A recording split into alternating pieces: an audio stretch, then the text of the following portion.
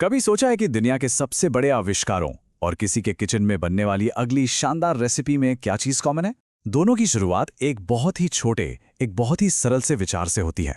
आज हम उसी पहली चिंगारी की ताकत को समझने वाले हैं जो हर क्रिएशन के दिल में होती है। बस ये दो शब्द, नया नोट, सुनने में कितने सिंपल लगते हैं ना, लेकिन यही वो चाबी है जो क्रिएटिविटी के हर दरवाजे को खोलती है। और आज हम इसी चाबी के पीछे छिपी हुई असली ताकत को समझने वाले हैं। तो हर कहानी की शुरुआत आखिर होती कहां से है?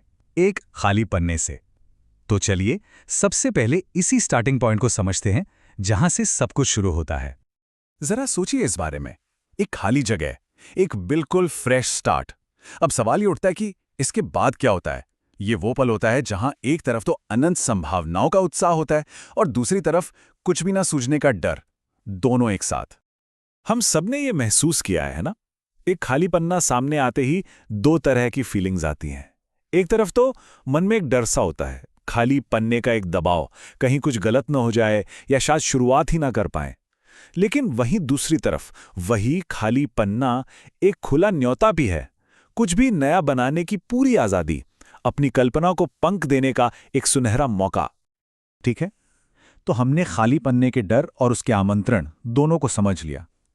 पर नया नोट सिर्फ उस पन्ने को भरने का काम नहीं है, ये उससे कहीं कहीं ज्यादा है। यूं समझिए कि ये रचना के उस छोटे से बीज की तरह है जिसमें एक बहुत बड़ा पेड़ बनने की काबिलियत छुपी होती है। तो नया नोट असल में है क्या? इसे किसी भी क्रिएशन का ग्राउंड जीरो कह सकते हैं। वो एक पल, वो एक लाइन, वो एक आइडिया जहां से हर चीज की शुरुआत होती है।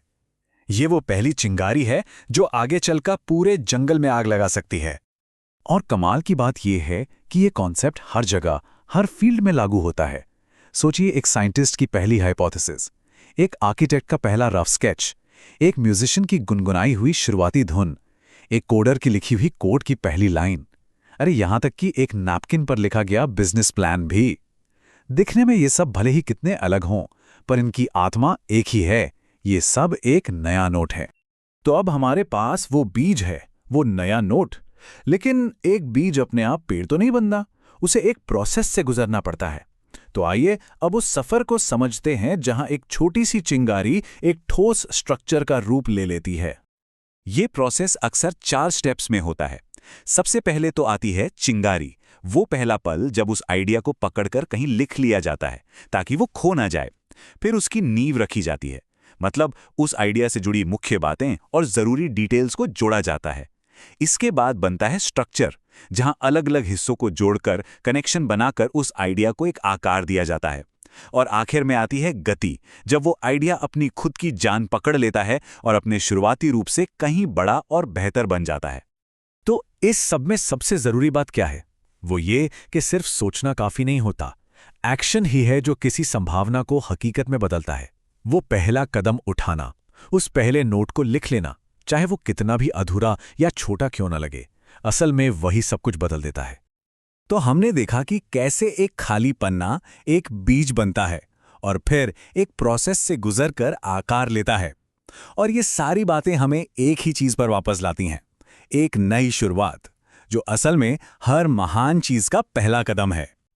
और ये नंबर 1 इस पूरे आइडिया के सार को बहुत खूबसूरती से दिखाता है। इतिहास की हर महान उपलब्धि, हर शानदार आविष्कार, हर अमर कलाकृति, इन सब की शुरुआत सिर्फ और सिर्फ एक चीज से हुई, एक नया नोट। तो अब असली सवाल यह है कि अगला नया नोट क्या बनेगा? और उससे भी जरूरी सवाल, वो अगला नया नोट किसका होगा? इसकी शक्ति हम सबके हाथों में है।